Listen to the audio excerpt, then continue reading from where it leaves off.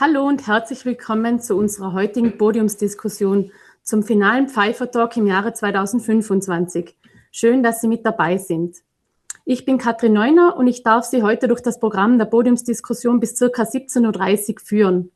Für die heutige Online-Podiumsdiskussion haben wir 5 Branchenexperten eingeladen, die uns kompakte Einblicke in die Entwicklungen und Trends des kommenden Jahres geben. Im Fokus stehen dabei Themen wie Rohstoffverfügbarkeit, Märkte, Vertrieb und Logistik. Wir erhalten fundierte Einschätzungen und Prognosen für das kommende Jahr von unseren Experten. Wie immer lade ich Sie herzlich dazu ein, aktiv mitzudiskutieren. Nutzen Sie dafür den Q&A-Bereich, den Sie in der Zoom-Menüleiste unten finden. Ihre Fragen greife ich im Anschluss an die Podiumsdiskussion sehr gerne auf und leite sie an unsere Experten weiter. Ein Top-Insider der Branche, der seit Jahrzehnten mit dem faszinierenden Rohstoff Holz verbunden ist und dessen Einschätzung wir alle höchst gespannt erwarten, ist Ihr heutiger Gastgeber. Bitte begrüßen Sie mit mir den CEO der Pfeiffer Group, Michael Pfeiffer. Lieber Michael, herzlich willkommen. Ich übergebe dir sehr gerne das Wort. Vielen Dank für die Begrüßungsworte, Katrin. Auch ich begrüße Sie alle recht herzlich zu unseren Online-Podiumsdiskussionen mit dem heutigen spannenden Thema: Was erwartet die Holzindustrie 2026? Chancen, Herausforderungen und Strategien für nachhaltigen Erfolg. Bevor wir heute schon in das Jahr 2026 blicken, lassen Sie mich das Jahr 2025 nochmals Revue passieren, das für die gesamte Holzindustrie herausfordernd war. Unsere Kunden begannen das Jahr 2025 mit einem sehr niedrigen Lagerstand bei den Produkten. Bis Mitte Mai 2025 war die Nachfrage und der Absatz bei fast allen unseren Produkten sehr gut. Sowohl beim Schnittholz als auch bei unseren Schalungsplatten, Holzschalungsträgern, Brettschichtholz bis hin zu unseren Naturholzplatten. Unsere Kunden, die Holz- und Baustoffhändler und die Verpackungskunden, haben ihre niedrigen Lagerstände im ersten Quartal aufgebaut. Beim Brettsperrholz CLT war das erste Quartal etwas schwieriger. Hat dann ab April absatzmäßig sehr gut angezogen. Bei den Biobrennstoffen, allen voran die Pellets, begann die Einlagerung ab circa Ende April. Unsere Kunden haben kontinuierlich die Pellets über das gesamte Jahr bis dato abgenommen. In den ersten 5 Monaten wurden in den Sägewerken, vor allem in Bayern und Österreich, circa mehr Rundholz eingeschnitten, was Mitte Juni, Anfang Juli 2025 zu einer spürbaren Überangebot am Schnittholzmarkt führte. Die Rundholzversorgung in Mitteldeutschland und in Tschechien war das gesamte Jahr herausfordernd. Die Schalungsplatten und Holzschalungsträger, Schalungsprodukte, wurden bis Ende Juli 2025 auf einem sehr hohen Niveau mit Lieferzeiten bis zu 10 Wochen von unseren Kunden abgenommen.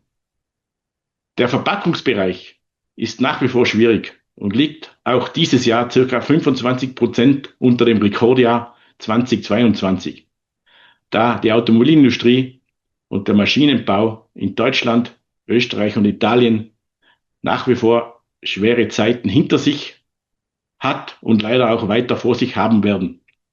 Es wird 2026 die Automobilindustrie in China weiter an Bedeutung gewinnen und Europa wird weiter verlieren. Da europäische Industriebetriebe ihre Produktionen in billige Länder verlagern, vor allem nach Serbien. Die Rundholzversorgung war bis Sommer sehr gut, bis circa Anfang August. Außer in Mitteldeutschland und Tschechien. Im August wurde die Versorgung schwieriger, da durch den nassen Sommer weniger Käferholz angefallen ist. Die Versorgung blieb im Herbst 2025 und auch jetzt sehr schwierig beim Rundholz. Dadurch wurde im Herbst in den Sägewerken in Tschechien, Deutschland und Österreich bis zu 22% weniger Rundholz eingeschnitten bzw. Schnittholz produziert. Sogar einige Sägewerke produzierten nur zweischichtig an 4 Tagen. Wir müssen uns beziehungsweise unsere Branche muss sich vermehrt mit anderen Holzarten auseinandersetzen.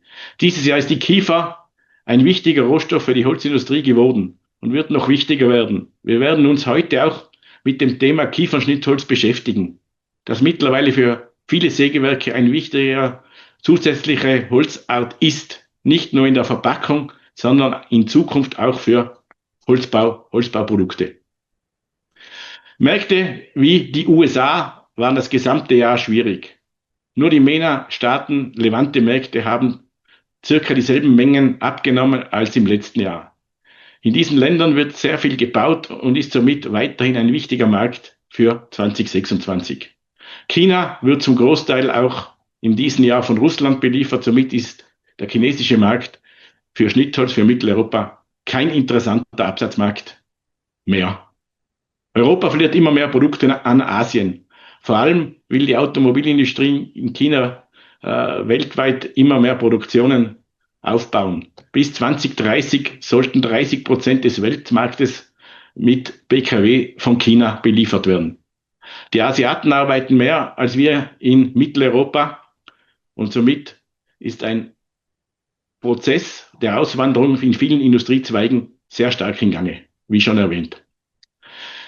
Wir haben heuer in unserer Branche sehr viele Konkurse in verschiedenen Branchen erlebt. Vermutlich wird das 2026 weitergehen. Aktuell werden sehr viele Unternehmen aus der Holzbranche in Mitteleuropa zum Kauf angeboten. Werden die Karten in unserer Branche nächstes Jahr neu gemischt? Klare Aussage von mir, ja. Die Holzindustrie in Mitteleuropa, sozusagen auch unser Unternehmen, hat einen großen Vorteil. Wir haben einen nachwachsenden Rohstoff, der vor unserer Haustüre Sägewerke wächst und auch der Anteil an Holzbauten ist in diesem Jahr bei sinkender Bautätigkeit vor allem in Deutschland weiter gewachsen. Betonen möchte ich auch, dass mehr Rundholz in Mitteleuropa nachwächst, als verarbeitet wird, auch wenn die Zahlen aktuell etwas anderes aufzeigen. Der Absatz der Schalungsplatten und Schalungsträger ist wie erwähnt bis zum heurigen Sommer sehr gut gelaufen. Seit Herbst ist der Absatz schwieriger, vor allem deshalb, weil neue Lieferanten aus China nach Europa Schalungsplatten, Schalungsprodukte liefern. Vor allem in den Häfen nach Italien und Spanien. Die Qualität von China lässt aktuell zu wünschen übrig, aber die Produkte sind aktuell vermehrt an den Häfen und an unseren Märkten. Unsere Holzbauprodukte, Brettschichtholz und Naturholzplatten wurden kontinuierlich gut abgenommen. Die Holzbauprodukte, vor allem CLT, konnten weitere Marktanteile gegenüber Ziegel und Beton gewinnen. Vor allem bei Aufstockungen wird mittlerweile der Holzbau und deren Produkte stark bevorzugt. Der Absatz der Biobrennstoffe war im ersten Quartal 2025 etwas schwierig, hat dann aber angezogen. Aktuell passen Angebot und Nachfrage sehr gut zusammen. Die Lager unserer Kunden sind aktuell nicht überfüllt und der Großteil der Sägewerke in Österreich und Deutschland stellen heuer über Weihnachten die Produktionen für 3 Wochen ein, weil zu wenig Rundholz nach wie vor vorhanden ist. Das werden wir auch bei den Pelletsmengen spüren, da in diesem Zeitraum wenig Sägespäne und Hackschnitzel anfallen und in dieser Zeit die Pelletsheizungen auf Hochtouren heizen. Die KI und Digitalisierung haben in den letzten Jahren Fahrt aufgenommen und werden die Industrieunternehmen sehr stark fordern. Einzelne Arbeitsplätze werden sich rasant verändern. Die KI hat vor allem in diesem Jahr richtig Fahrt aufgenommen, auch bei uns, bei Pfeiffer, in unseren Unternehmen. Ich gehe davon aus, dass sich die Rundholz-Situation im Februar 2026 leicht erholen wird. Ab Mitte Mai, Anfang Juni aber wieder schwieriger werden kann. Wie schon erwähnt, wird die Kiefer immer wichtiger und auch andere Holzarten. Auch die Schnittholzflüsse werden sich verändern. Vor allem Skandinavien wird ein wichtiger Schnittholzlieferant für Mitteleuropa werden. Der Rundholzfluss hat sich dieses Jahr sehr stark verändert. Angrenzende österreichische Sägewerke zu Tschechien oder angrenzende deutsche Sägewerke zu Tschechien mussten sich vermehrt vom eigenen Land versorgen. Die Sägeindustrie produziert 2025 circa 15-18% weniger und ich gehe davon aus, dass 2026 nicht mehr als heuer eingeschnitten wird, falls nicht ein großer Windwurf oder vermehrt Kalamitäten kommen werden. Das Jahr 2026 wird somit weiterhin schwierig, spannend und herausfordernd bleiben. Ich freue mich nun auf einen interessanten Austausch. Ihre Fragen und bedanke mich für Ihre Aufmerksamkeit. Ich gebe zurück an unsere Moderatorin, Katrin. Vielen Dank, lieber Michael, für deinen Auftakt und deine erste Einschätzung für das Jahr 2026. Für das weitere Programm haben wir einen weiteren Brancheninsider ans Mikrofon geholt, den Chefredakteur des Holzkuriers, Gerd Ebner. Nach seinem wertvollen Input stelle ich Ihnen die weiteren Experten des heutigen Nachmittages vor, bevor wir dann gemeinsam in die Podiumsdiskussion starten. Gerd, ich freue mich sehr, dich jetzt bei uns zu begrüßen und die Bühne gehört dir. Danke, Katrin, für die liebe Einleitung. Also für 2025 ist schon vieles vorweggenommen und der Input von Michael Pfeiffer war ja KI, USA, China, Kiefer. Das sind viele Begriffe, die zeigen, wie stark sich momentan alles im Umbruch befindet. Selbst politische Systeme, die seit dem Zweiten Weltkrieg nicht in Frage gestellt wurde, sind mittlerweile in Frage und entsprechend stark verändert sich alles. Ob das nur Gewitterwolken sind, die dort in Washington aufgestiegen sind oder wirklich substanzieller Veränderung ist, das lässt sich nur schwer sagen, aber ich möchte einmal so weit schauen, wie man momentan blicken kann. Mein Name, wie gesagt, ist Gerd Ebner. Ich bin seit 25 Jahren Chefredakteur vom Holzkurier. Der Holzkurier ist unter meiner Verantwortung die größte Zeitung, die bedeutendste auch, weil sie wöchentlich scheint und am internationalsten ist. Ich bin auch verantwortlich für die Forstzeitung und für das Innungsmedium Holzbau Austria. In Summe beschäftige ich 12 Journalisten, die all den Input liefern, den Sie jetzt auch in den nächsten Folien dann sehen werden. Bei der Vorbereitung auf die Folie habe ich jetzt einmal dies Vorhersagen rausgetan. Einerseits, wo ich richtig gelegen bin, aber was nicht wichtiger ist, vielleicht auch die uns für die nächsten Jahre noch beschäftigen werden.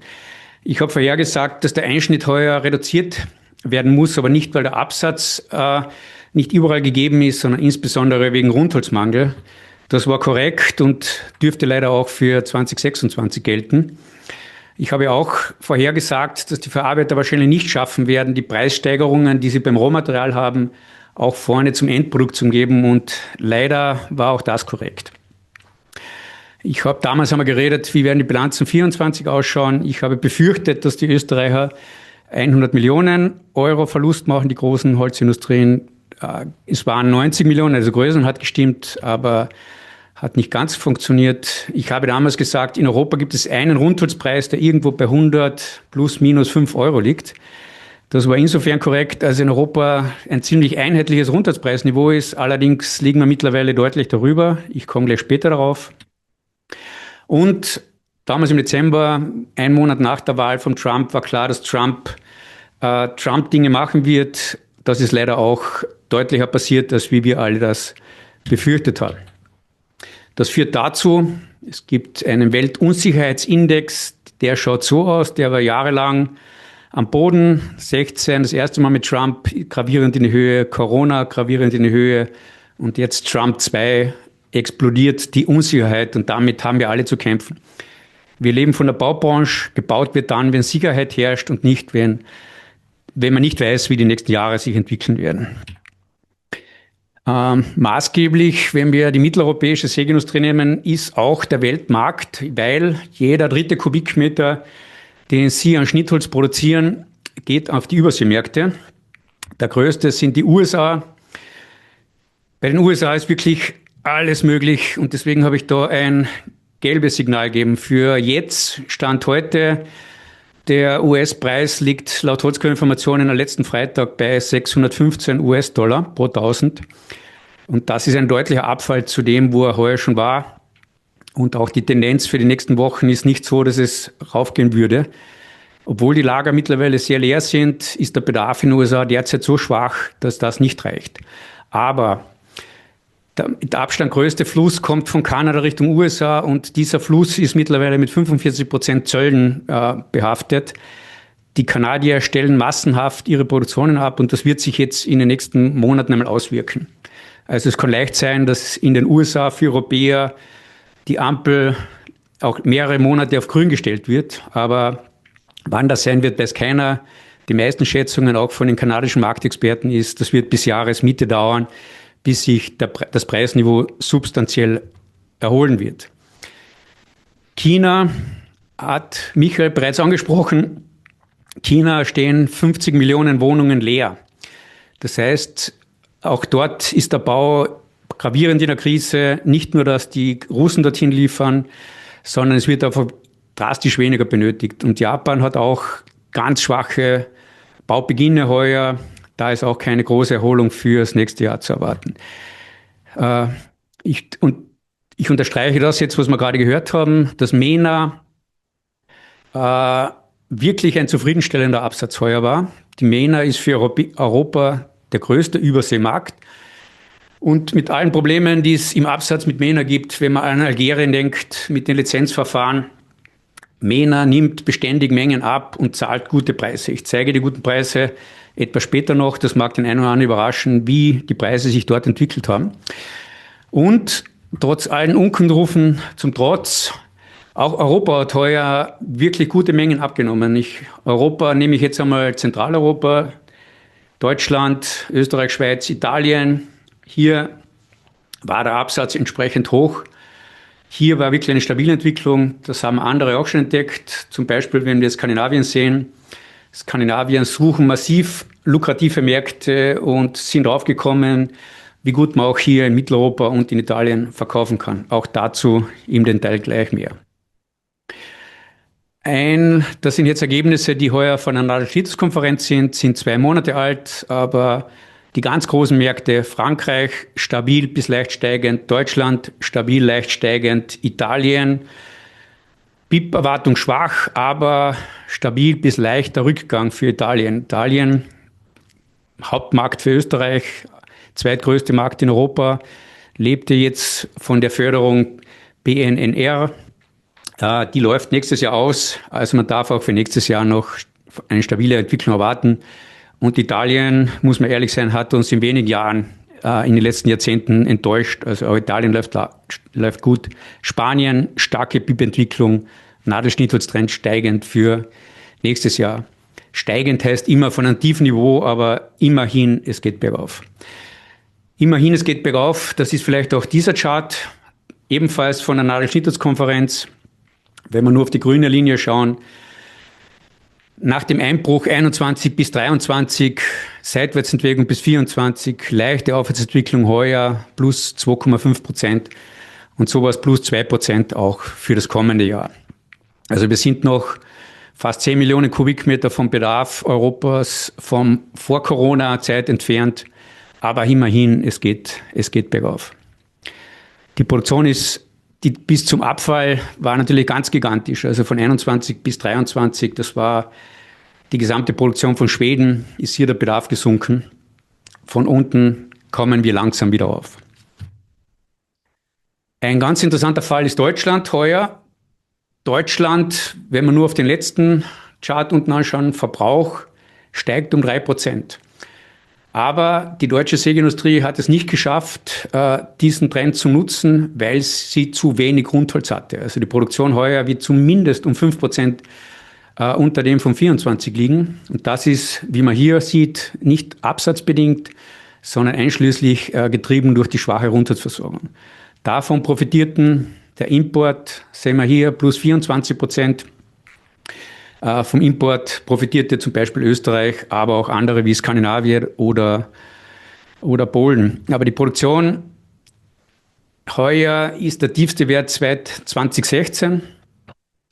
Wenn man weiß, was sich in dieser Zeit, was alles installiert wurde, ist es schon bedauerlich, dass es diese Abwärtsentwicklung so gegeben hat. Also da sind wirklich extrem viele Schichtrücknahmen, teilweise in Norddeutschland auch Betriebe, die aus dem Markt gehen.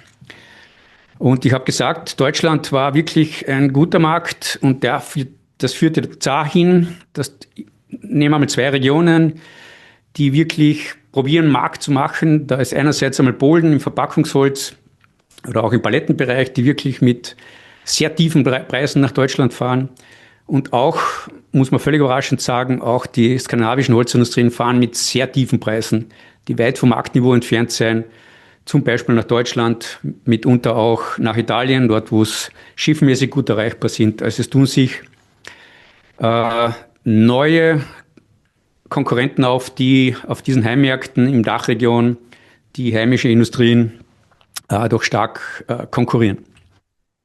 Österreich zum Vergleich, halbe Produktion, Österreich wird heuer laut offiziellen Meinungen 10,1 Millionen produzieren. Wir beim Holzkurier glauben eher, dass es stabil bleibt bei diesen 9,9 Millionen, die es voriges Jahr gegeben hat. Und dass das auch das Niveau ist, das es im kommenden Jahr dann geben wird. Also eine stabile Entwicklung, aber auch unter dem, was die letzten 10 Jahre im Schnitt dann waren. Geschuldet ist das Ganze, wenn wir hier nur schauen, die Schadholzgrafik bringe ich immer wieder. Man sieht hier, die roten Balken zeigen eine Glockenkurve. Und die Glockenkurve heißt einfach, es geht bergab. Die Mengen, die es an Schadholz gegeben hat, von 1920 reden wir gar nicht, aber 22, 23, die kommen so nicht, die kommen einfach so nicht mehr, weil es die Fichte in diesen Regionen gar nicht mehr gibt. Also die Industrien werden sich mit einem anderen Misch einstellen müssen zwischen Frischholz und Schadholz, weil einfach weniger Schadholz kommt. Einzige Ausnahme, es kommt eine Sturmkatastrophe, vor die ist ja die Branche nie gefeit. Aber allein von der Borkenkäferkalamität wird das weniger werden. Das führt dazu, dass heuer vor mittlerweile 2 Monaten der deutsche Sägerpräsident einen Brief schreiben musste, bitte an den Wald, an die Waldbesitzer, bitte liefert uns Holz, wir haben zu wenig Rundholz, wir können die Marktchancen nicht nutzen. Wie stark das bewirkt hat, es hat zumindest im Verkauf dafür gesorgt, dass Verständnis auftritt, dass der Schnittholzpreis auch entsprechend steigt mit dem Mangelware Rundholz. Und darunter leidet die Holzindustrie. Wir tragen auf, die grüne Linie ist die Absatzsituation. Das sind im Wesentlichen die Schnittholzpreise, Leimholzpreise, Pelletspreise in den wichtigsten Regionen, die wir kennen. Die gingen zuletzt mit dem leichten, nach dem sehr guten ersten Halbjahr nach unten, fadet jetzt langsam aus, November wieder rückgängig. Aber wir sehen hier beim Rundholz doch eine ganz eindeutige Entwicklung. Der Trend geht linear nach oben, der Trend geht linear nach oben seit Mitte 2024 und die Schere tut sich einfach wirklich auf. Entsprechend ist die Sägerstimmung eingetrübt. Wenn wir uns das genauer anschauen, erstes Halbjahr im ersten Quartal haben genau gleich viele gesagt, die Entwicklung ist gut, wie gesagt haben, die ist schlecht. Im zweiten Quartal war die Stimmung sogar überwiegend, dass es doch ganz gut geht und dann einen drastischen Einbruch jetzt im dritten Quartal, minus 40% überwiegt die Leute, die sagen in der Sägeindustrie, uns geht schlecht. Vierte Quartal haben wir noch nicht abgefragt, wird die nächste Woche rausgehen. Bin gespannt, wie es da weitergeht, aber es wäre eine Überraschung, wenn es deutlich anders wäre als wie hier im dritten Quartal. Die Darstellung etwas anders. Die von uns, wo wir die Bilanzen anschauen von den österreichischen Holzindustrien, sieht man diese Entwicklung, Hochkonjunktur 17, 18, 19, 20, Übertreibungsjahre 21, 22 und dann der drastische Abfall auf 23, eine leichte Erholung auf 24. Und ich fürchte, dass die Ergebnisse 25 ähnlich ausschauen werden wie im Vorjahr. Und das ist doch völlig überraschend. Wenn wir im Juni gesprochen hätten, hätte jeder gesagt, es wird ein deutlich, deutlich besseres Jahr. Aber so wie sich das zweite Halbjahr entwickelt hat, insbesondere aufgrund der Rundholzmangel an der Versorgung, nicht nur die Preise, auch der Mangel an Rundholz, hat die Bilanzen sicherlich wieder eingetrübt. Und es wird für die Großindustrie natürlich auch immer schwerer, positiv zu bilanzieren bei entsprechendem Mengendruck. Also man kann die Produktionen nicht beliebig zurückfahren. Das sind integrierte Betriebe, wo ein gewisses Maß an Produktion einfach gefahren werden muss. Jetzt haben wir über Rundholzpreise gesprochen, das sind Schnittholzpreise. Indiziert zum Beispiel Verpackungsware in Italien, schaut so aus. Leichte Erholung, seither in diesem Zeitraum 2 Jahre plus 8%. Die USA sind ein extrem volatiler Markt, der schaut so aus. Mit der Spitze heuer Ende März. Ende März war die Diskussion, wo Trump gesagt hat, die Zölle kommen. Dann im Sommer noch einmal ein leichtes Hoch, dass die Preise aufgegangen sind, bevor die Zölle dann im Herbst endgültig gekommen sind. Ein Auf und Ab. In Summe liegen wir jetzt bei 25% über dessen, wo wir vor 2 Jahren waren. Aber völlig überraschend und wirklich gut entwickelt hat sich die MENA-Region. Die liegt mittlerweile auf 33%, ein Drittel über dem, wo man Ende 22 war. Und das Niveau jetzt Richtung 300 ist fast das Doppelte, was wir so im Jahrzehnt von 2010 bis 2020 gewohnt waren von der MENA-Region. Also MENA, der Preis hier ist im Wesentlichen für Nordafrika. Die Preise, die wir da analysiert haben, teilweise vom Fachverband, teilweise von den Exporteuren, haben wir das hier aufgetragen. Also sehr interessante Entwicklung, auch die Mengenabsatz, durchaus interessant Richtung Levante mit all den Schwierigkeiten, die diese Märkte mit sich bringen. Ein Wunderkind der letzten 3 Jahrzehnte ist Brett Sperrholz. Da sind viele draufgekommen. Das hat dazu geführt, dass es doch eine starke Diskrepanz zwischen dem gibt, was der Markt braucht, sprich was die Produktion ist und dessen, was die Kapazität ist. Also die Produktion sehen wir hier in Rot und oben wäre die Kapazität, die installiert wurde. Wir haben das erste Jahr, seit wir die Brett Sperrholzproduktion erhöhen, dass die Produktion von einem Jahr aufs nächste sich nicht mehr erhöht hat. Das war im Jahr 24, ist sie konstant geblieben. Heuer ist sie doch deutlich rauf, aber wenn wir sehen, was die Firmen produzieren könnten, wenn man sie ließe, wenn der Markt das hergebe, wenn das Preisniveau das zuließe, sind wir hier oben. Diese Diskrepanz wird es noch längere Zeit dauern, bis das auf einen Gleichstand kommt. Das Brett Sperrholzheft kommt bei uns am übermorgen im Holzkurier. Da werden Sie auch sehen, sind 3 neue Brett Sperrholzproduktionen drinnen. 3 Betreiber, die wir interviewen. Warum, wieso, weshalb. Das Dilemma bei Brett Sperrholz vielleicht noch irgendwie anders aufbereitet. Wenn wir hier die rote Linie anschauen, das ist Brett Sperrholz. Wenn alle Leimholzprodukte, die wir kennen, 100% wären im Jänner 2019, dann ist der Gewinner KVH. Die liegen mittlerweile 50% über dem, wo man damals war. Ungefähr auf der Inflationsrate, die bei 40% liegt, ist BSH und Brett Sperrholz nur 10% über dem, wo man lag. Und Sie sehen die Entwicklung auch hier wieder runter zum Jahresende hin. Also sehr unbefriedigend, wenn man Relationen anbelangt. Ich habe in ähnlicher Runde einmal so formuliert, was sind denn Wunschpreise, die man sich wünschen könnte. Grundsatzpreis lasse ich einmal aus, aber KVH, nur damit wir gerade 100er haben, KVH 500, BSH 600, BSB 700, zumindest müsste die Reihenfolge so sein und auch die Größenordnung. Davon ist man bei BSB wirklich weit, weit entfernt davon. Also keine Chance, allein die Inflation bezahlt zu bekommen. Momentan. Grundsatzpreise gleichen sich an. Es gleichen sich deshalb an, erstens, weil die Pfeiffer Group ist ein Beispiel dafür. Die großen Holzindustrien-Standorte haben verteilt über Österreich, Deutschland und möglicherweise andere Regionen sogar. Das ist ein Grund. Der zweite Grund ist auch, es hat jetzt wirklich Rundholz-Tourismus gegeben, den man so nicht mehr kennt seit den Nullerjahren vielleicht. Immer wieder wird regant Schwarzwald, wo der Schwarzwald mittlerweile hinliefert, wohin die Ganzzüge fahren. Also es gleichen sich auch die Ströme gewaltig in Europa aus. Die Ströme steigen an und dadurch gleicht sich auch irgendwo das Rundholzpreisniveau an. Und das ist auch mein nächster Satz. Sie brauchen das nicht alle merken, aber Rundholzpreis Schweden, Rundholzpreis Norwegen, Rundholzpreis Finnland, Rundholzpreis Österreich, Deutschland.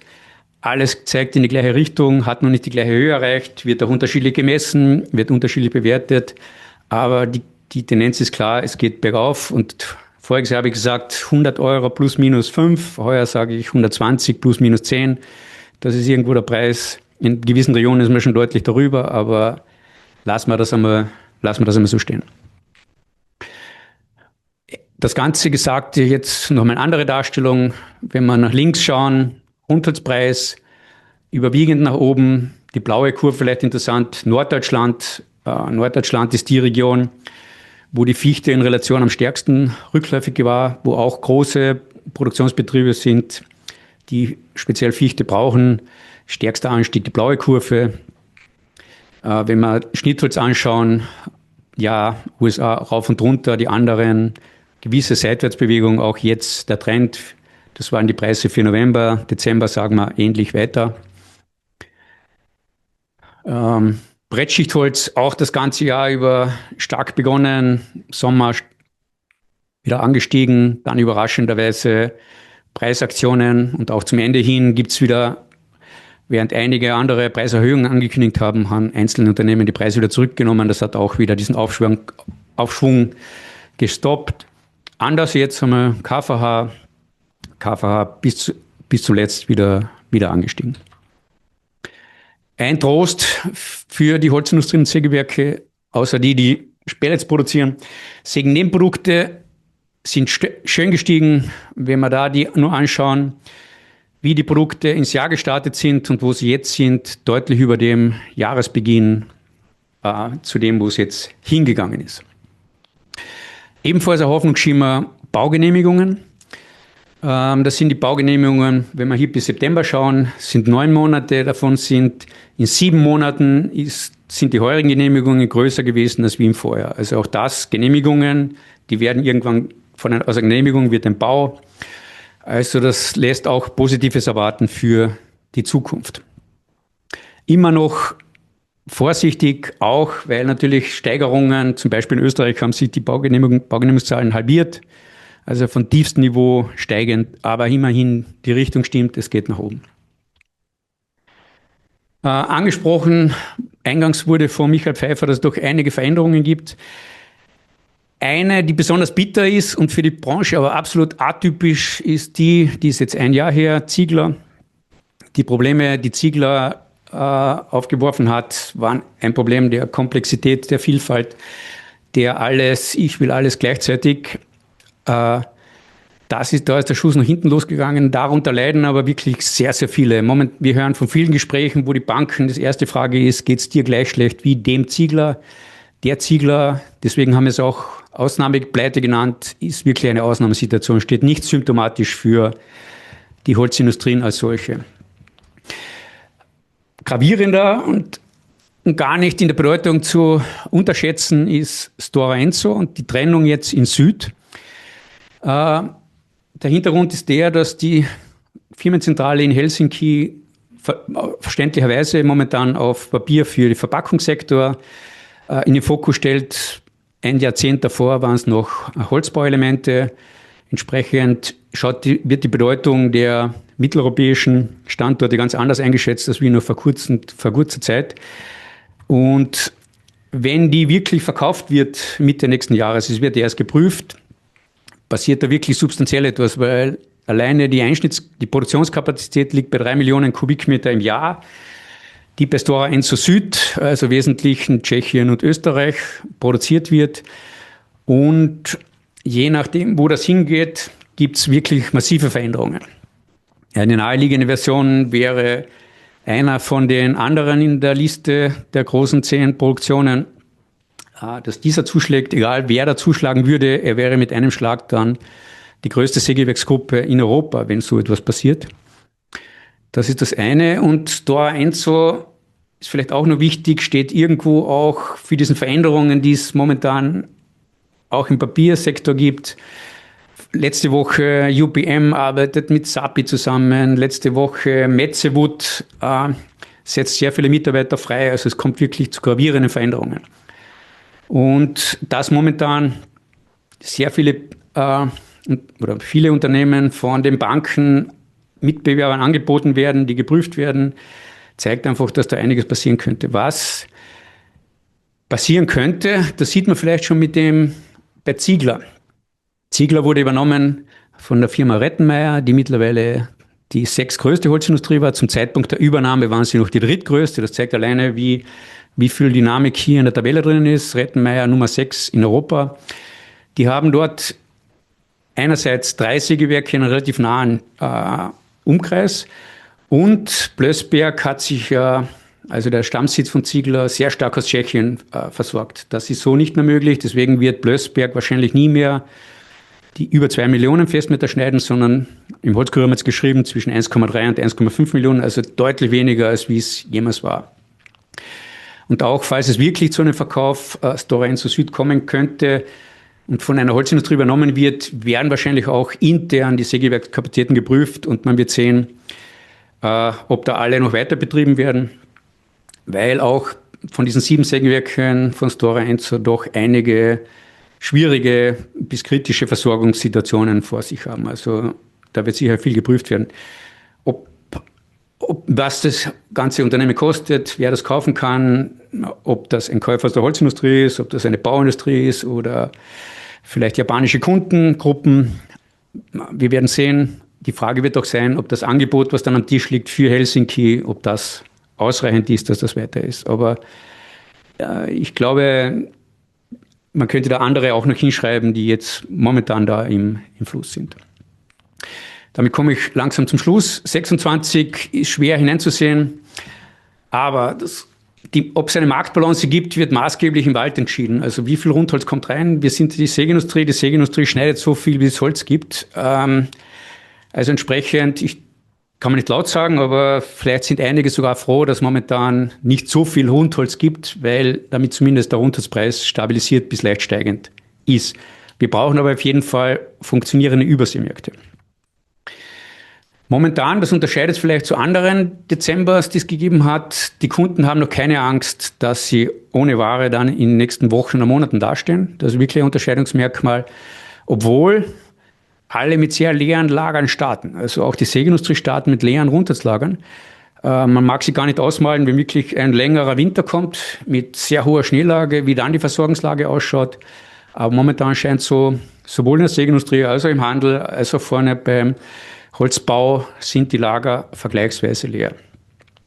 Die Säger sagen eines, wir brauchen ab Jänner substanziell mehr. Es werden unterschiedliche Zahlen genannt, plus 20, plus 25 Euro pro Kubik müssen ab Jänner sein. Aber das steht fix, beim jetzigen Preisniveau kann es nicht weitergehen. Die Skandinavier, die massiv reingedrückt haben, die in den letzten Monaten bis zu 30 Euro pro Kubik neben dem, was wir als Marktpreis zum Beispiel bei der BSA-Lamelle sehen, die sagen mittlerweile zwischen 0 Euro und 50 Euro mehr ab 1. Jänner. Wie viel es sein wird, werden wir sehen. Irgendwo in der Range drinnen, vielleicht eher am unteren Rand, würde ich mal schätzen. Eine Schlüsselfrage, weil einfach Kanada der größte Produzent der Welt ist. Wo geht die kanadische Ware hin? Die Kanadier haben gemerkt, wenn ich von einem Markt abhängig bin und nur bei irgendwas produziere, ist es extrem schwer. Also die versuchen momentan Alternativen zu den USA zu finden. In Japan ist ein Two-by-4-Markt, ist das der Fall. Im UK gibt es sogar ein eigenes Schnittholzsortiment, das nach Kanada tituliert ist. Also auch da ist ein Markt, der irgendwo frei wäre. Vielleicht ist der Zoll wieder weg morgen durch Trump, das weiß man nicht. Aber auch von der MENA hören wir, dass die Kanadier wirklich versuchen, neue Märkte zu erschließen. Also es wird auch nächstes Jahr, da wird noch nicht so viel passieren. Und gerade weil die Kanadier so stark gebunden sind an ihre Sortimente, an das Spruce, Pine, Fir, also diese Mischung aus Fichte, Kiefer und Tanne, da wird man sich nicht so schnell ändern können. Aber mittelfristig wird sich da etwas ändern, einfach um die Unabhängigkeit von einem Markt zu minimieren. Italien, das Förderprogramm, haben wir schon gesagt, läuft aus. Es wird etwas weniger Nachfrage geben, aber Italien sind wir immer guten Mutes und das wird sich 2026 uns, glaube ich, absatzmäßig auch nicht enttäuschen. Aber auch hier etwas vielleicht, einige überlegen schon, ein bisschen weniger Italien zu machen und vielleicht ein bisschen mehr MENA und die gute Situation jetzt in den MENA-Staaten zu nutzen und vielleicht nächstes Jahr ein bisschen mehr zu machen. Kommt nächstes Jahr der große Bauaufschwung 2026? Ich fürchte nein, den werden wir noch einmal um 12 Monate verschieben müssen. Aber es geht nach oben von einem tiefen Niveau aus, aber für einen echten Aufschwung ist es noch zu wenig. Mittelfristig, der Beschaffungsmarkt wird vom Absatzmarkt weiterhin abgekoppelt sind. Das eine hat mit dem anderen nichts zu tun. Das war in den Übertreibungsjahren zum Schaden von der Forstwirtschaft. Die haben damals die ganz großen Schallholzmengen gehabt, während die Schnittholzproduktion und die Schnittholzabsatz auf Rekordhöhe gestiegen ist. Jetzt ist mit umgekehrten Vorzeichen fast schon dasselbe. Perspektivisch gibt es zu wenig Nadelrundholz, dass davon alle leben können. Von diesem Mangel sind zuerst einmal die großen Holzindustrien, die einfach mit großer Schichtzahl produzieren müssen, stärker davon betroffen. Man wird da umdenken müssen. Es gibt ja Fantasien, wo könnte der Rundholzpreis sein, aber am Ende des Tages beim Rundholz ist einerseits, wenn eine Kalamität kommt, man kann das Rundholz nicht zurückhalten, dann ist der Rundholzpreis wieder woanders. Deswegen sind auch die Appelle aller momentan, geht in den Wald, nutzt das tolle Sortiment und 1/3 geht auf den Weltmarkt. Also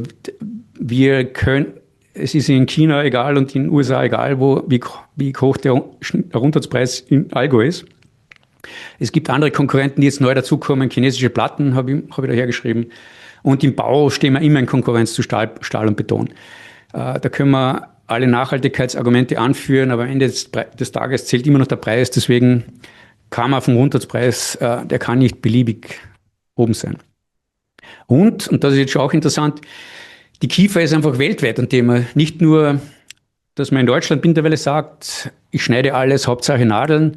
Dasselbe gilt faktisch auch für die USA. Im Süden der USA sind enorme Sumpfkiefern, Plantagen, die zur Ernte reif sind, weltweit. In Argentinien produziert ein europäisches Unternehmen und schneidet Pinus radiata. Und auch das, was in Skandinavien passiert, es gibt zu wenig Rundholz, ja, es gibt zu wenig Weißholz, es gibt zu wenig Fichte, aber Rotholz ist immer eine Alternative und man wird auch Möglichkeiten finden müssen, dass die Kiefer akzeptiert wird, insbesondere in Mitteleuropa auch der Holzbau. Der Holzbau mag die Kiefer nicht, aber da wird sicher ein Umdenken geben müssen, möglicherweise auch über den Preis. Das ist einfach der Preisunterschied, dass ich mag die Kiefer nicht dann wieder vergessen lässt. Und das Letzte, ja, das wird uns nächstes Jahr beschäftigen und wohl auch in den nächsten Jahren. Es ist eine Riesendynamik im Markt drinnen. Es werden Firmenschilder getauscht. Möglicherweise kommen Firmenschilder auch weg. Auf jeden Fall, die Welt ist eine andere, als wie sie noch bis vor kurzem war. Und damit bedanke ich mich, gebe zurück zu Katrin nach Imst. Vielen Dank an dich, Gerd, für diesen wertvollen Rückblick bzw. Ausblick. Ich darf nun die weiteren Experten vorstellen und hole sie auf den Bildschirm. Ein herzliches Willkommen an den Vertriebsleiter für Schnittholz der Pfeiffer Group und Geschäftsführer von Euroblock, Leonhard Scherer. Ja, ein herzliches Grüß Gott und willkommen auch von meiner Seite. Freut mich, dass wir so viele Teilnehmer zu unserem jährlichen Webinar und Podiumsdiskussion begrüßen dürfen. Ja, für nächstes Jahr, sage ich mal, sind die Fragezeichen sicher nicht kleiner geworden. Und mein Statement zu Beginn ist, dass wir im nächsten Jahr mehr wahrscheinlich über die Versorgung, über das Angebot sprechen werden, als über die Nachfrage. Aber lassen wir uns überraschen, was die Kollegen noch zu sagen haben. Vielen Dank, lieber Leonhard. Als nächsten Experten begrüße ich den Vertriebsleiter für Holzbau der Pfeiffer Group, Klaus Gräber. Ja, hallo und herzlich willkommen auch von meiner Seite. Ich bin im Gegensatz zu den anderen ganz optimistisch fürs nächste Jahr, weil Holz macht Zukunft, Holz ist Zukunft, Holz ist natürlich, Holz wächst nach, Holz ist stark heute und auch für die kommende Generation. Insofern kann man nur nach vorne schauen. Auch dir vielen Dank, lieber Klaus. Und nun darf ich Ihnen vorstellen und zu uns bitten den Logistikleiter der Pfeiffer Group, Christoph Bader. Ja, schönen Nachmittag auch von meiner Seite. Mein Name ist Christoph Bader, ich leite die Logistik bei der Pfeiffer Group. Ja, die Logistik bewegt, ist und bleibt herausfordernd, bin aber, was die Kapazitäten betrifft, recht zuversichtlich für das nächste Jahr.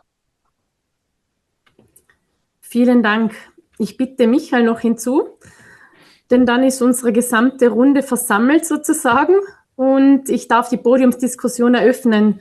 Nochmal vielen Dank an dieser Stelle an Gerd Ebner. Es war sehr interessant. Ich bin jetzt gespannt, ob die ein oder anderen vielleicht Fragezeichen noch durch die Fragen dann geklärt werden, die wir jetzt der Reihe nach stellen werden.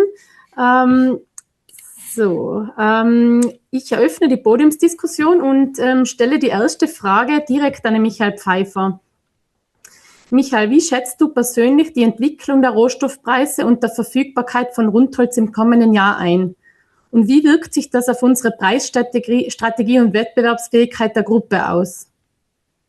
Ja, die Rohstoffpreise, vor allem Rundholz, sind natürlich im Herbst stark angestiegen, wie es auch Gerd Ebner erwähnt hat. Wir haben in Mitteleuropa mittlerweile einen einheitlichen Freiwaldstraßenpreis. Es ist natürlich jetzt schon einiges Holz gemacht worden, wenn man so durch Österreich Richtung Deutschland fährt. Neben den Waldstraßen liegt aktuell einiger Rohstoff und der wird auch im Januar, Ende Januar, Anfang Februar in die Sägewerke kommen. Also da kann schon sein, dass da ein bisschen Beruhigung reinkommt, aber ich gehe davon aus, dass sicher wieder Mai, Juni, wenn nicht ein Windwurf kommt, zu wenig Rohstoff vorhanden ist. Also ich glaube schon, dass uns der Rohstoff nächstes Jahr auch die Mengen in den Sägewerken vorgeben wird. Okay, vielen Dank. Wir kommen nochmal zu Gerd Ebner. Gerd, wie schätzt du die Lage im europäischen Holzbau ein? Rechnest du langfristig mit einer nachhaltigen Erholung der Baukonjunktur oder siehst du strukturelle Veränderungen, die langfristig wirken? Zum Ersten, ich komme gerade vom Holzbauforum in Innsbruck. Da war die Stimmung eigentlich sehr gut. Die Stimmung ist umso besser, als so kleine, mittelgroße Holzbauunternehmen auch im Bereich serielles Bauen, serielles Sanieren sind. Dort sind die Aufträge wirklich ganz grandios. Das vielleicht im Gegensatz dazu es gibt mittlerweile Fabriken, die sich auf den Bereich spezialisiert haben, dass man wirklich Wohnungen seriell baut. Und da gibt's fertige Produktionen, die wirklich modernst ausgestattet sind, die noch nicht voll ausgelastet sind. Da fehlt das Genehmigungsverfahren. Und vielleicht, wenn man darüber reden kann, es fehlt einfach speziell in Deutschland an der Politik, dass bis runter in die letzten Ebene alles so schnell in Umsetzung gebracht werden kann. Das ist das eine. Etwas, was sicher nie mehr kommt, von dem viele gelebt haben, ist der Einfamilienhausbau. Der ist politisch nicht erwünscht und ich fürchte, dass es auch in Deutschland und Österreich so kommen wird wie in der Schweiz, wo es keinen Einfamilienhausbau mehr gibt, dort wegen den Gründen, weil es einfach keinen Baugrund mehr gibt. In Deutschland, Österreich bald einmal wahrscheinlich auch aus politischen Gründen, dass man größere Einheiten bringt. Was vielleicht, das haben wir noch nicht angesprochen, der Trump ist ja an die Macht gekommen und hat gesagt, er wird den Ukraine-Krieg binnen einen Tag beenden. Wenn das der Fall wäre, gibt es auch für den Holzbau zweifellos was zu tun in der Ukraine. Und auch, man weiß ja nicht, wie es mit der Flüchtlingssituation ausschaut. In Deutschland sind zwischen 1,3 und 1,4 Millionen Ukrainer als Flüchtlinge dort, die auch noch Wohnraum benötigen. Also auch das ist noch eine Riesenaufgabe, die wir alle vor uns haben. Okay, vielen Dank für die Einschätzung. Klaus Gräber, wie entwickelt sich derzeit die Nachfrage nach Holzbauprodukten und welche Märkte siehst du für 2026 als besonders vielversprechend an? Ja gut, aktuell hat der Michael schon gesagt, ist natürlich alles ein bisschen auf Rückgang programmiert. Wir haben auch Winter, wir stehen kurz vor Weihnachten, ist eigentlich normal, dass um diese Jahreszeit eben die Bedarfe deutlich rückläufig sind. Wir haben auch sehr viele Lagerprodukte, kein Händler legt sich auf Lager vor der Inventur. Insofern muss es ruhiger sein. Und für 2026, Glaskugel habe ich leider auch keine. Ich sehe es auch ein bisschen optimistischer, als der Gerd das vorher geschildert hat, der einiges dazu genannt. Wenn man sich die alle Konstruktdaten anschaut, die ja regelmäßig überfliegt werden, dann kann man durchaus davon ausgehen, dass sich durch 2026 eine Erholung beginnt abzusetzen für ganz Europa. Natürlich in einzelnen Ländern verschieden dynamisch, aber es sieht zumindest danach aus. Und wenn wir uns auf unsere Kernmärkte fokussieren, wenn ich jetzt Mitteleuropa nehme, Deutschland, Österreich, Schweiz, um die Hauptregion mal zu nehmen, da haben wir, oder auch Skandinavien beispielsweise, da ist Holzbau politisch gewollt. Das ist einfach so. Die Nachfrage ist auch da, es ist der Rohstoff da, es sind die Produktionen da. Also das hilft durch für uns schon auch in allen Produktbereichen tatsächlich. Und wenn man sich die Länder mal im Einzelnen anschaut, wo wir stark sind, wenn ich jetzt mal im Westen beginne, mit Spanien, da kann man eigentlich schon sagen, in den letzten beiden Jahren, und das scheint sich auch so fortzusetzen, haben wir dort eine separate Holzbaukonjunktur, die vollkommen losgelöst von der eigentlichen Bauwirtschaft stattfindet. Das heißt, Holzbau holt dort massiv auf, überholt noch nicht, aber er holt auf. Und das scheint sich auch für nächstes Jahr fortzusetzen. Frankreich, da bin ich etwas skeptischer, als das der Gerd genannt hat, dort, wenn ich den Kundenaussagen Glauben schenke, die wir von dort eigentlich täglich hören, da müssen wir schon davon ausgehen, dass dort auf jeden Fall im nächsten Jahr ein Rückgang von 10-20% für uns stattfinden wird in allen Produktbereichen. Das Land ist politisch instabil, es geht wirtschaftlich bergab. Es ist eine massive Kaufzurückhaltung und da man spürt dort auch zum ersten Mal das Thema Lagerwirtschaft, ja oder nein, also Lager zurück zum Produzentenverlager, das kommt auch sehr massiv aus diesem Land auf uns zu. Also da bin ich schon eher skeptisch, muss ich sagen, wird uns auch wehtun letzten Endes. Aber es ist eben nur ein Markt. Wenn ich in die Schweiz schaue, die ist bekannt für die Banken und ist auch für sich selbst eine Bank tatsächlich. Die Schweiz ist stabil. Die haben auch in den vergangenen Jahren, wo wir über Inflation gesprochen haben, über Zinsniveau gesprochen haben, das hatten die ja alles nicht. Auch wenn da EFH nicht mehr so gefragt ist, es läuft trotzdem sehr, sehr gut. Und das ist auch fürs nächste Jahr zu erwarten. Da haben wir eigentlich von unserer Kundenseite nur positive Aussagen, was das betrifft. Insofern sind wir auch da recht optimistisch. Österreich, auch da haben wir Baugenehmigungszahlen, die 13-15% wachsen, zumindest im Vergleich zu 1 bis 6 habe ich die Zahl so im Kopf. Auch das lässt hoffen, natürlich von einem sehr, sehr niedrigen Niveau ausgehend, aber wir haben dieses Jahr schon deutlich zulegen können in Österreich und planen das auch fürs kommende Jahr. Das sind immer gute Dinge, dass auch in Österreich uns relativ stark noch etwas, also zumindest etwas mehr ausbreiten werden können. England, Irland wäre jetzt wichtiger für unsere Schwester Pölki.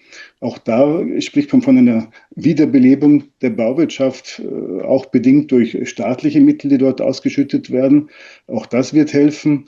Osteuropa, wo wir jetzt schon unterwegs sind mit Holzbau, aber auf einem sehr geringen Niveau, wächst ja jedes Jahr, aber eben auf einem sehr geringen Niveau, ist auch eine Kaufkraftfrage, das ist die Produkte noch zu teuer wahrscheinlich.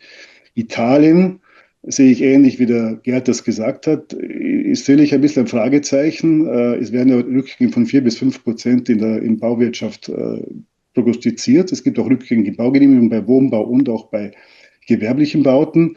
Es gibt eine hohe Staatsverschuldung. Diese Förderprogramme, die genannt wurden, laufen aus. Die werden zwar noch nachwirken in 2026, zumindest im öffentlichen Bau.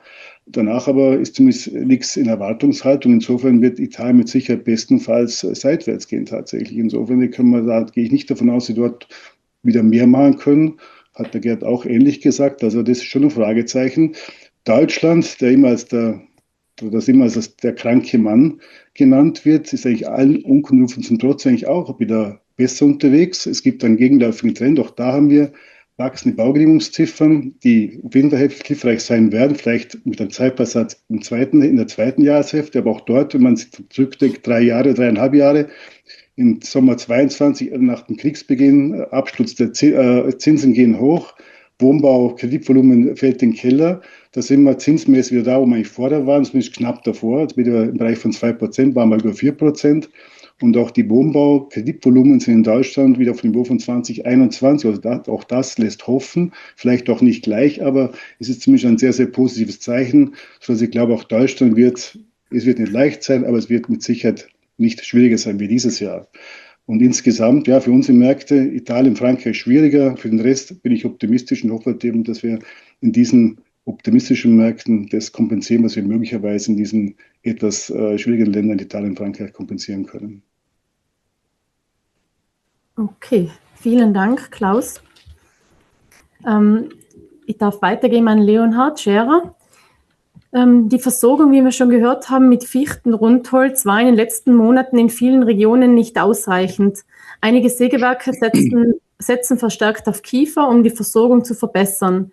Gibt es hierfür jedoch genügend Absatzmärkte? Und wie schätzt du die Nachfrage nach Kiefer- und Schnittholz ein? Welche Wachstumschancen siehst du in diesem Bereich?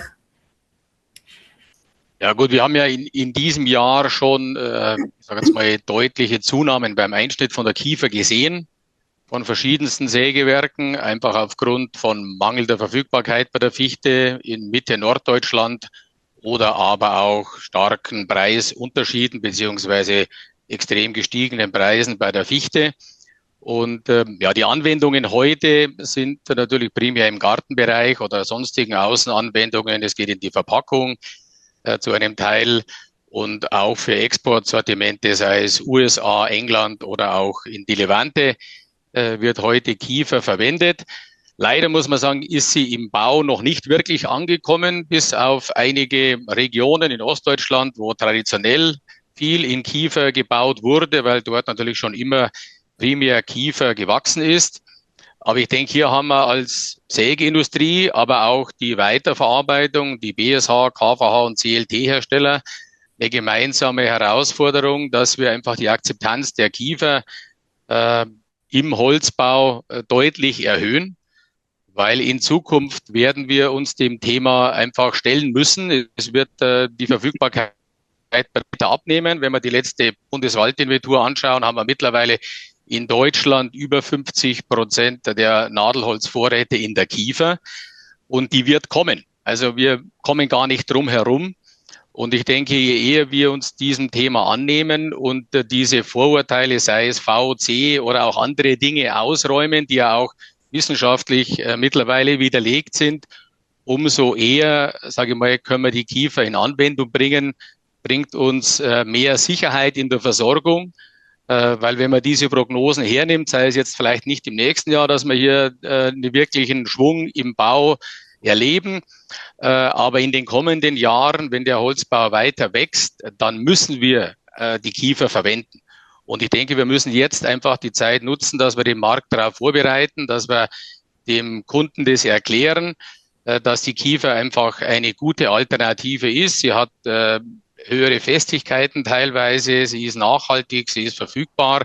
Und ich kann nur jedem Weiterverarbeiter raten, dass er sich dem Thema annimmt und seinen Kunden gegenüber die Kiefer einfach vorstellt und promotet. Weil, wie gesagt, wir werden sie in den nächsten Jahren schlichtweg brauchen. Okay, vielen Dank.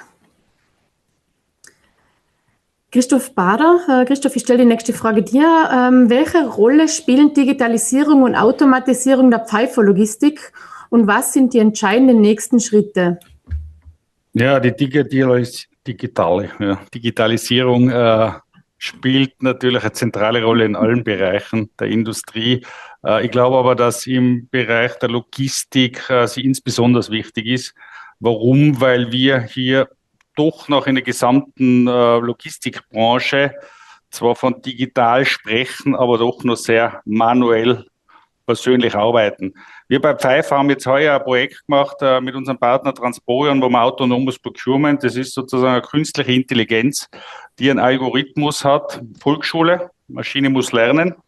Wir füttern sie fleißig seit Januar und haben riesen Fortschritte, wo wir jetzt die künstliche Intelligenz im Bereich Spotvergabe, also alles, was nicht fix an die Frechter vergeben wird und Spediteure, sondern was im Tagesgeschäft als Überhang da ist, wird über die Maschine gemacht, da haben wir irrsinnig große Erfolge, werden es weiter vorantreiben. Der nächste entscheidende Schritt in der Logistik wird jetzt werden, dass die Fixvergaben, also fixe Partner, die wir bei uns angebunden haben, nicht mehr vom Disponenten entschieden wird, wer welche Relationen bekommt, sondern auch ein Algorithmus hinterlegt wird und auch den Bereich, also nicht nur den Spot-Bereich, sondern auch die fixen Vergaben werden im nächsten Jahr digital automatisiert mit der künstlichen Intelligenz unterfüttert vergeben. Ich glaube, dass die künstliche Intelligenz, die kurzfristig vielleicht etwas überschätzt wird, aber ich glaube, wir sind langfristig wird sie ein Riesenpotenzial haben und wir sind relativ schnell dran, jetzt in die Umsetzung zu kommen und sind auf einem guten Weg, dass wir da jetzt immer mehr automatisieren und die Beispiele, die ich genannt habe, vorantreiben. Vielen Dank für die Beantwortung. Michael, ich komme wieder zu dir. Pfeiffer bietet ein sehr breites Produktportfolio an. In welchen Bereichen erwartest du im kommenden Jahr die besten Entwicklungen und wo rechnest du eher mit schwierigen Ergebnissen? Ja, ich sehe natürlich im Schnittholz eher positive Entwicklungen, aber nicht, weil die Märkte so gut rennen, sondern weil einfach vom Angebot der Spur weniger wird in Mitteleuropa. Ich glaube auch, wir werden andere Flüsse, wie schon erwähnt, sehen, dass Skandinavien sehr wichtig wird, auch für Mitteleuropa. Das haben wir heuer schon gesehen. Ich sehe es auch sehr positiv im Bereich Biobrennstoffe mit den Pellets. Es sind gerade in Österreich und in Deutschland heuer mehr Heizungen installiert worden, der Markt wächst weiter. Verminderter Einschnitt heißt natürlich auch weniger Rohstoff für die Pelletsproduktionen. Also der Pelletsmarkt wird, glaube ich, auf einem sehr guten Niveau laufen. Holzbau sehe ich eine Seitwärtsbewegung. Wir haben natürlich auch Überkapazitäten. Gerd Ebner hat das schön aufgezeigt, nach wie vor im Bridgebeerholz, im CLT, wo die Produktionen einfach schneller gewachsen sind. Und das ist natürlich in unserer Branche schon in den letzten 30 Jahren. Die Produktionen sind eigentlich immer schneller gewachsen wie die Märkte. Das war eigentlich immer so, wo dann auch die Branche immer wieder in Schwierigkeiten gekommen ist. Der Anteil vom Bridgebeerholz CLT wird weiter wachsen, aber wir haben die Überkapazitäten nach wie vor hier. Ja, schwierig sehe ich es auch mittlerweile seit ein paar Monaten im Schalungsbereich, allen voran die Schalungsplatte. Haben wir einfach vermehrt Konkurrenz jetzt von China bekommen. Da verspüren wir einfach, dass chinesische Produzenten in den letzten 12 Monaten, vor allem die Anlagen, wo sie Fußboden produziert haben, wo sie teilweise stillgelegt haben, jetzt mit Schalungsplattenproduktionen leicht umgebaut haben. Da vermerkt man einfach schon vermehrt Richtung vor allem Italien, Spanien, Richtung Häfen, wo sie die Schalungsplatten liefern. Passiert natürlich auch, dass neue Märkte dazukommen. Durch das, die beliefern auch neue Märkte, wo bis dato mit Schnittholz geschaltet worden ist. Also das heißt auch, neue Märkte kommen dazu. Der Schalungsplattenmarkt wächst gesamt, aber er wird sicher schwierig bleiben. Auch im Schalungsträgerbereich erleben wir auch mittlerweile, dass einiges außerhalb Europa produziert wird, vor allem Asien, vor allem in Indien, wo auch in Ländern in Asien eingesetzt werden, wo wir einfach Länder etwas verloren haben, wie Middle East, mit dem Schalungsträger. Man darf eines nicht vergessen, Österreich, Deutschland hat die höchste Qualität beim Schalungsträger, MPA geprüft. Das ist, glaube ich, immer ganz, ganz wichtig, mit den deutschen Stempel versehen, was natürlich manche Kunden nicht interessiert. Aber wenn irgendwas passiert, ist natürlich einfach der Prüfungsbereich sehr, sehr wichtig bei diesen Produkten. Also wir haben 5 Standbeine. Verpackung sehe ich als 5. Standbein nach wie vor schwierig. Da werden wir wieder eine Seitwärtsbewegung erleben. Es passieren einfach, dass Industriezweige, wie schon erwähnt, ausgelagert werden in andere Länder, die Werke aufgebaut werden. Da sehe ich auch die Verpackung in Mitteleuropa etwas schwieriger. Weltweit wächst die Verpackung nach wie vor, aber in Mitteleuropa ist sie nach wie vor schwierig und da sehe ich mal keine Erholung. Das ist immer der erste Indikator, wenn die Verpackung nicht läuft, läuft die Industrie nicht. Mhm. Gesamt gesehen sehe ich einfach 2026 gleich wie 2025 nicht viel Verbesserung. Okay. Mhm. Danke, Michael. Gerd, wie steht Europa aus deiner Sicht wirtschaftlich im internationalen Vergleich da? Wo liegen unsere Stärken und Schwächen? Wenn man unsere Branche betrifft, muss man sagen, dass wir davon profitieren, was die letzten Jahrzehnte alles passiert ist. Sowohl in der Forstwirtschaft, als auch im Holzbau, als auch in der Weiterverarbeitung ist Europa da sicher führend. Dass wir die Fichte haben, ist reiner Zufall, aber von den Festigkeitseigenschaften, von der Stammform her ist es einfach eine ideale Holzart, mit der man gibt's weltweit nichts Besseres. Das ist reiner Zufall. Was jetzt, glaube ich, profitieren wird, sind 2 Sachen. Das eine ist, das Geld, was 21, 22 verdient wurde sicher in richtige Anlagen installiert. Also wir haben eine Investitionstabelle, wenn man da drauf schaut, Anlagen zum seriellen Bauen. Das sind, über PSP reden wir jetzt nicht, aber vielleicht noch LVL-Produktionen, die jetzt alle kommen werden. Also wir haben in Europa die technologischen und die Systeme entwickelt, mit denen man wirklich modern bauen kann. Dazu kommt, dass bis vor kurzem hat es noch geheißen, Europa wird ein Holzbaukontinent. Jetzt wird, je weiter man kommt, desto mehr wird das verwässert, der Green Deal. Aber grundsätzlich die Ideen sind ja alle pro Holz, sprich, dass man mit Holz wirklich baut. Aber alleine, wenn man die ersten Bereiche nimmt, so wie jetzt BSP bei uns produziert wird, da schaut die ganze Welt drauf. Und wir haben in Europa auch den Maschinenbau, der das umsetzen kann, was sich Holzindustrielle sich da erwünschen. Das sind, glaube ich, die ganz großen Stärken. Was sich jetzt verändern muss, sind wahrscheinlich auch die Vorgaben Bürokratie und auch die teilweise divergierende Gesetzgebung. Ich möchte jetzt gar nicht mit EODR anfangen, da hören wir heute nicht mehr auf. Aber dass man nur sich einmal festlegt und alles mitdenkt, wenn es sowas gibt, ein Verbrennerverbot, ja, nein, ein paar Jahre später wieder mit dazu. Das impliziert ja immer, wenn wir das Beispiel nehmen, ich brauche eine Ladeinfrastruktur und so weiter, wirklich, dass es eine Gesetzgebung gibt, die alles mitdenkt und dann zu einer Lösung kommt. Das würde ich mir wünschen. Aber jetzt, es ist ja auch schon mehrmals angesprochen worden, die Baukonjunktur ist ja wirklich gravierender eingebrochen, als wir all das im Holzbau merken. Und das, was wir früher ein ganzes Jahr abgefeiert haben, sprich irgendeine großen neuen Holzbauten, das kommt jetzt im Wochentakt. Ich habe früher schon angesprochen, diese großen Produktionsanlagen, die in Deutschland entstanden sind, die seriell dann ganze Wohnhäuser bauen werden. Die Amerikaner haben so etwas auch gedacht. Die haben die ganzen Aufträge gehabt, die wollten losstarten, aber die haben nicht die Technik gehabt. Jetzt bei uns ist es leider genau umgekehrt. Wir haben die Technik, aber momentan fehlen noch die Aufträge. Aber das wird ineinander kommen, das wird auch bei PSP irgendwann einspielen.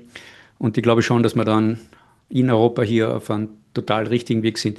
Was auch passieren wird, Ich glaube, in ein paar Jahren werden wir immer sagen, dass ein Drittel der Kubikmeter nach Übersee geht, weil es eigentlich paradox ist, dass man so etwas Primitives wie ein Schnittholz nach USA liefert, sondern das wird alles wahrscheinlich in Holzbauelemente in irgendeiner Form oder auch Verpackungsindustrie irgendwo in Europa benötigt werden. Und dann werden wir unabhängiger werden von den Weltmärkten, ist meine Sicht der Dinge. Okay, vielen Dank, Gerd. Klaus, welche Produktgruppen im Holzbau erwartest du 2026 als besonders dynamisch und welche werden eher stagnieren? Ja gut, der Michael hat schon einiges vorweggenommen. Sicherlich, wir haben bei Hauptprodukt BSH, CLT und auch bei der Dreischieblade mehrere große Chancen.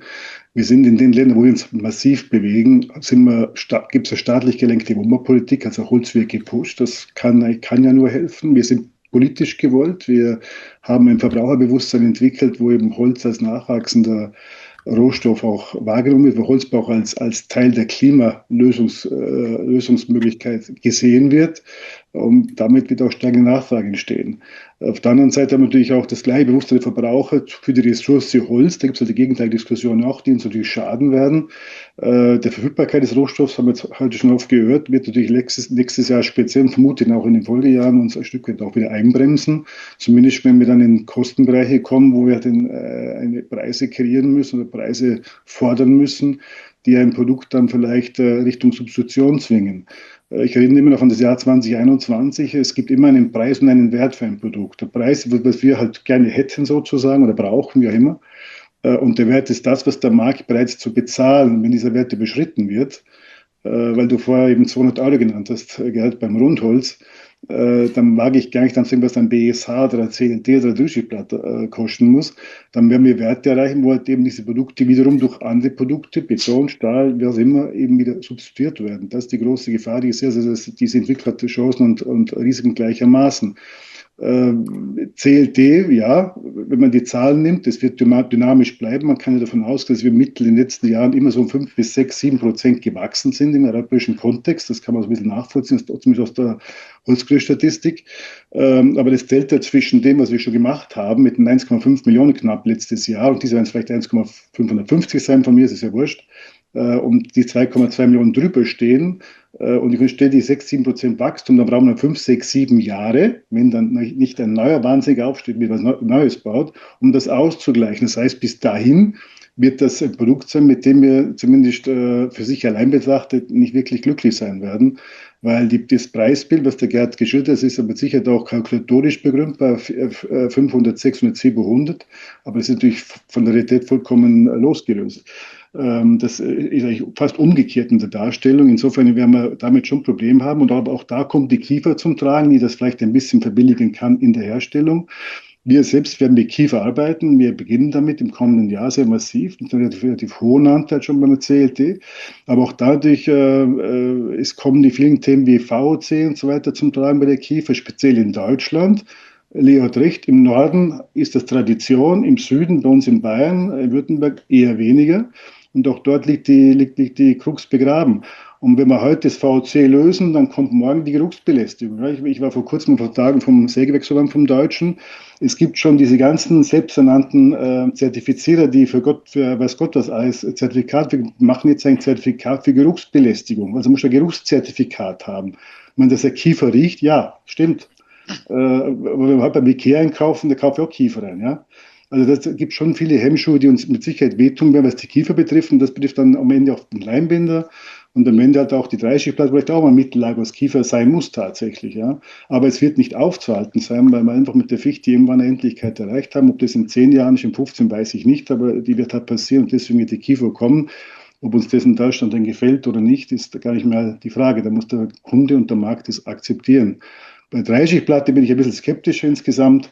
Wir haben über die gleichen Voraussetzungen mit Chance und Risiken, aber bei der Dreischieblade haben wir das Problem auch inzwischen wie beim CLT diese Überkapazität, die da ist. Wir haben in den letzten Jahren eine große Investition erlebt in Österreich. Es sieht so aus, als ob noch 2 kleinere folgen werden, nicht in Österreich, die das Bild nochmal verändern werden. Insofern wird das auch ein Produkt sein, was sicherlich mengenmäßig solides Wachstum haben kann und haben wird, aber es wird keinen Hype geben. Und deswegen wird das für mich eher das am wenigsten dynamische Produkt sein, tatsächlich in den nächsten 2-3 Jahren auf jeden Fall. Aber grundsätzlich nicht schlecht. Auch da muss man feststellen, es gibt ein bisschen eine Trendwende. Wir sind sehr stark gewesen im Holzbau mit dem Einsatz der Dreischichtplatte, dem konstruktiven Einsatz. Es geht wieder ein bisschen mehr mit Dreischichtplatten auch Richtung dekorativem Einsatz. Elementbau, auch da ist dekorativ gefragt mit auf einer Seite. Das heißt, da müssen die Produzenten schon dazulernen, also mit C+C und DD, wie sie alle heißen, wenn wir dann nicht mehr glücklich werden, vermute ich einfach, da muss der Produzent umdenken, wir übrigens auch, dass es in die Richtung geht, da muss man sich verbessern und flexibler werden. Aber im Großen und Ganzen hat das auch große Chancen, Elementbau.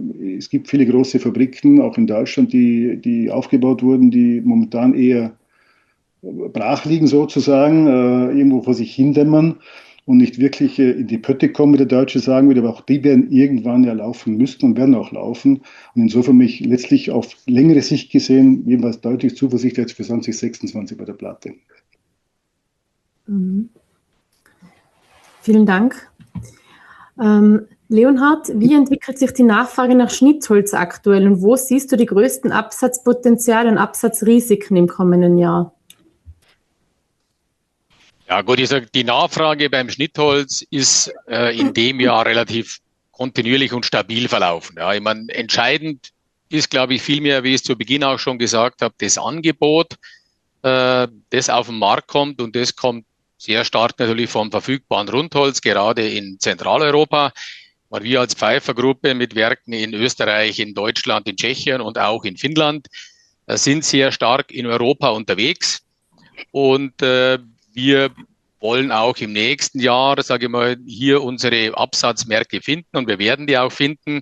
Grundsätzlich gehen wir hier von einer stabilen bis leicht steigenden Nachfrage aus, je nach Land, so wie es im Prinzip der Klaus auch gesagt hat. In der Bauindustrie, ich gehe davon aus, dass zum Beispiel in Holland wieder etwas Wachstum geschieht. Das ist auch die Prognose von Euroconstruct. Wir gehen davon aus, dass der Holzbauanteil weiter steigen wird, selbst wenn der Bau absolut nicht dramatisch wachsen wird, wird der Holzbauanteil weiter steigen. Und darum glaube ich schon, dass wir im nächsten Jahr eine leicht steigende Nachfrage in Zentraleuropa haben. Wachstum sehen wir sicher auch in den MENA-Märkten weiterhin. Das Potenzial dort ist riesig, sage ich mal. Es gibt viele Projekte in Saudi-Arabien. Es gibt eine junge Bevölkerung, die Wohnraum braucht. Es gibt natürlich auch irgendwann den Wiederaufbau von Gaza, wo natürlich viel zerstört ist, wo man abwarten muss, wann das Ganze losgeht. Also Potenzial ist sicherlich da, darum ist mir generell von der Nachfrageseite nicht bang. Die Frage wird natürlich sein für die Sägewerke in Zentraleuropa, wo sind wir wettbewerbsfähig mit unseren Rundholzpreisen? Und dort stoßen wir natürlich schon in verschiedenen Exportmärkten an die Grenzen, weil einfach Skandinavien bessere Voraussetzungen hat mittlerweile. Dort sind die Rundholzpreise, ich sage jetzt mal, ja eher schon wieder leicht am Sinken. Wir haben in USA natürlich jetzt zu den Zöllen, die wir jetzt bekommen haben, mit 10% aktuell eine sehr schwache Nachfrage und niedrige Preise. Mal sehen, wie sich dort die Abstellmaßnahmen, die jetzt von vielen kanadischen und auch Sägewerken im Westen der USA angekündigt wurden, auswirken. Also unsere Informationen sind, dass es dort schon im Laufe des ersten Quartals sicher eine preisliche Trendwende geben wird. Ob das für die europäischen Sägewerke ausreicht, werden wir sehen. In der Kiefer wird dort sicherlich weiter exportiert werden. Die Sägewerke werden dort nicht aussteigen, aber ich sage mal, im nächsten Jahr glaube ich nicht, dass wir dorthin signifikante Mengensteigerung sehen werden. Aber alles in allem, denke ich, sind die meisten Märkte global im Schnittholz aufnahmefähig. Die Läger sind niedrig. Wie gesagt, für uns stellt sich die Frage, wo finden wir Märkte, die die Qualität, den Servicegrad, den wir leisten, die Produktvielfalt, die wir in Zentraleuropa haben, wo wir das umsetzen können zu den Preisen, die wir brauchen aufgrund der Rekordhöhen bei den Rundholzpreisen. Okay, danke dir. Christoph, wie kann Pfeiffer die Liefersicherheit gewährleisten, gerade in Zeiten globaler Marktunsicherheiten und mit dem großen Lkw-Fahrermangel? Wir liefern ja, wie es jetzt gerade der Leo vorher ausgeführt hat, primär, auch wenn wir tausende Containers mit unseren Partnern in Finnland, mit unserem Völker in Finnland auf die ganze Welt verschicken, doch primär Straße in Europa. Straße Europa ist dieser Lkw-Fahrermangel ein Riesenthema. Wir waren gerade im Baltikum, haben größere Frachter auch besucht jetzt.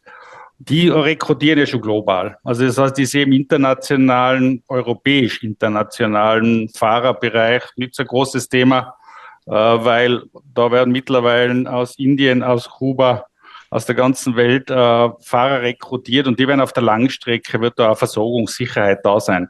Im Nahverkehr, heute haben wir schon gehört, Allgäu vom Gerd Ebner, Allgäu Imst, da wird es ein bisschen schwieriger, aber da haben wir auch Konzepte, wo wir versuchen, das haben wir auch schon gemacht, auch mit sogar indischen Fahrern im sogenannten Dedicated Fleet versuchen wir Rundcruise, internationale Rundcruise auch auf diese Kurzdistanzen zu programmieren. Es ist viel harte Arbeit, weil auch der indische Fahrer lernen muss, die Geschichten zu gurten, die kurzen Distanzen immer wieder zupeladen und entladen, aber da haben wir differenzieren wir aus. Also das heißt, international sehe ich da nicht so ein großes Problem. Da gibt's diese Unsicherheiten und mit diesem Ukraine-Krieg, die uns unsere Freunde und Spediteure immer sagen, dass da Kapazitäten, vor allem aus dem Baltikum, bei Kriegsende verschwinden werden. Das sehe ich nicht so dramatisch. Ob der Krieg jetzt zu Ende geht, kann ich nicht beurteilen, wie das jetzt mit USA und Europa weitergeht. Ich sehe aber insgesamt in dem Bereich Fahrermangel haben wir gute Maßnahmen. Es wird international kein Problem geben und diese Kurzstrecken und nationalen Mängel, die es sehr wohl gibt, weil da weniger Fahrer sind, versuchen wir eben mit geeigneten Konzepten wie Dedicated Fleet, innovativen Rundcruise-Modellen zu kompensieren und zu sagen, das Beste aus beiden Welten zu vereinen. Das heißt, wir bedienen uns auch den Konzepten von internationalen Frachtern mit ausländischen Fahrern, die wir dann in der Kleinverkehr grenzüberschreitend in Zentraleuropa einsetzen. Das sind wir relativ erfolgreich, sowohl was die Kosten betrifft, als auch was die Kapazitäten betrifft. Von dem her bin ich der Meinung, dass wir insbesondere 26 gute Kapazitäten haben werden. Die internationalen Märkte im Export, wenn der Suezkanal wieder unter Druck steht oder solche Dinge, kann man nicht beeinflussen. Das sind wir aber von der Strategie so aufgestellt, dass wir uns so breit aufstellen, dass wir immer Alternativen finden und da, was keine gibt, hat dann auch kein Marktbegleiter Alternative. Von dem her sind wir da ganz positiv. Okay, vielen Dank.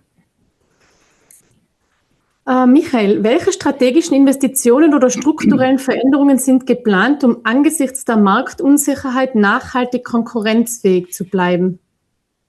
Ja, wir haben die Digitalisierung, Automatisierung angesprochen. Wir haben in den letzten Jahren sehr viel automatisiert, auch in unsere Standorte, die wo in die Jahre gekommen sind, vor allem in die Tiroler Standorte.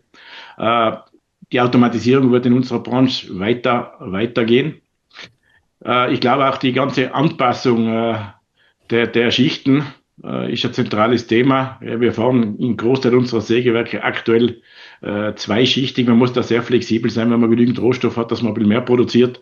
Unter einem Zweischichtbetrieb ein Sägewerk, eine Spannerlinie zu betreiben, das funktioniert nicht, weil wir einfach einen geschlossenen Kreislauf haben, von der Rinde bis hin zu die Sägespäne, Sägereststoff. Wir haben in Uelzen im letzten Jahr ein Altholzwerk in Betrieb genommen, wo wir Holz recyceln, wo wir für die Klötze einen neuen Rohstoff bei Pfeifer einsetzen. Das ist ja ein ganz wichtiger Schritt gewesen.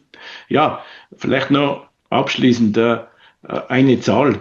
Es wird 110 Millionen 10.000 Kubikmeter Holzprodukte in Mitteleuropa in der Dachmärkte eingesetzt und 110.000 Kubikmeter Beton verbaut. Also wir haben ca. 8-9% Marktanteil im Bereich Holzbau. Also wenn das jetzt noch vermehrt anzieht in Zukunft, glaube ich, da haben wir schon Riesenmöglichkeiten und der Holzbau wird weiter wachsen in Zukunft. Also der Betonbau hat großen Marktanteil noch, aber gerade in Mitteleuropa wird der Holzbau weiter steigen. Also da haben wir schon tolle Zahlen noch vor uns.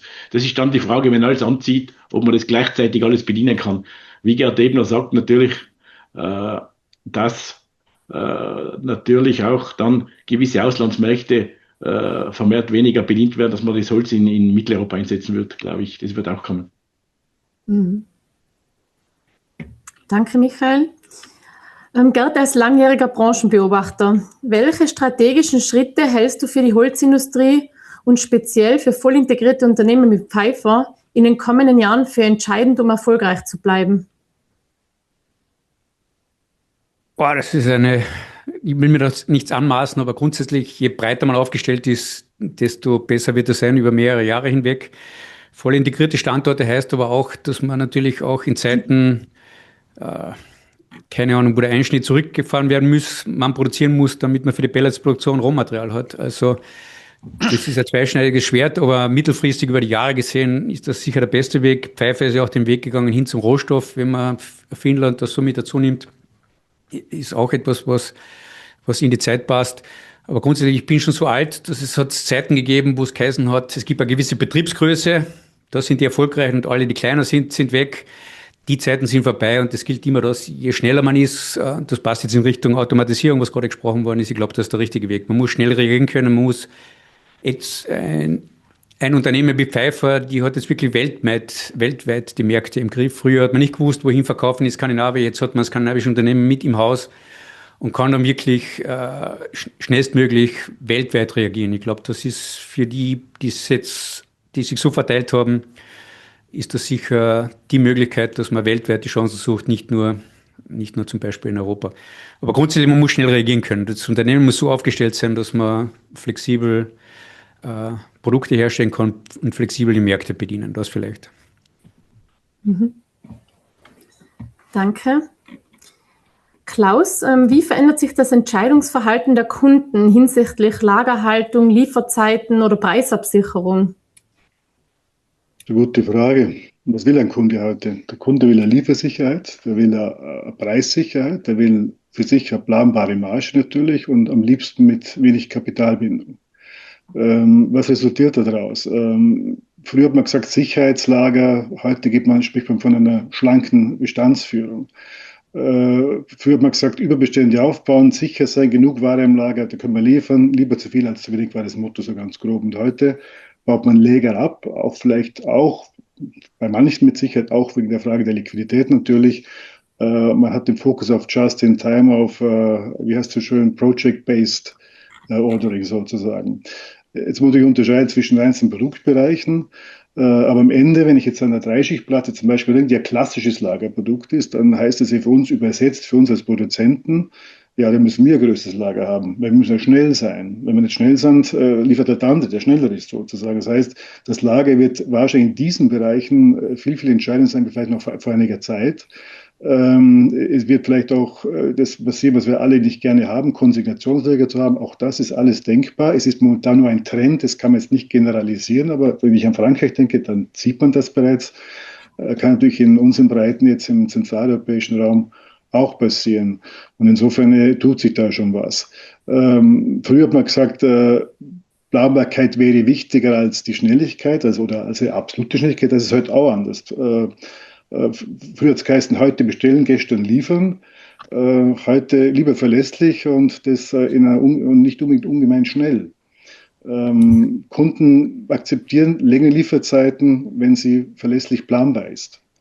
Auch wieder all diese Lagerprodukte, die klassischen. Wenn wir jetzt an eine CLT denken zum Beispiel, dann ist die für eine Projektplanung wirklich wird mit Zeitfenster geplant. Müssen wir heute ja schon machen tatsächlich, weil anders geht es gar nicht. Und das Ganze auch noch ohne Lager. Das heißt, auch da muss die Produktion damit funktionieren und all die ganzen Abläufe, die ganze Abwicklung muss dann perfekt geplant werden. Das heißt nicht mehr so einfach wie früher. Da muss man eine enge Abstimmung haben zwischen Planer, zwischen ausführenden Unternehmen, zwischen den Produzenten und. Und bei diesen Standardprodukten wird es halt Richtung Rahmenverträge geben, was hat irgendwo, 100 Laden von irgendwas abschließt, mit einem fixen Preis für fixe Zeit, wo der Kunde einfach abrufen kann und das Lager beim Pfeiffer hat er nicht bei sich selbst. Das heißt, diese Bürde, diese Last, auch die finanzielle, die wird dann einfach bei uns liegen. Und das ist ein Trend, den man schon erkennen kann. Der ist aus meiner Sicht auch auch nicht mehr, also es ist irreversibel aus meiner Sicht. Das setzt sich fort, wird nach und nach auch die anderen Länder übergreifen. Man kann nur hoffen, dass es im Griff behalten werden kann.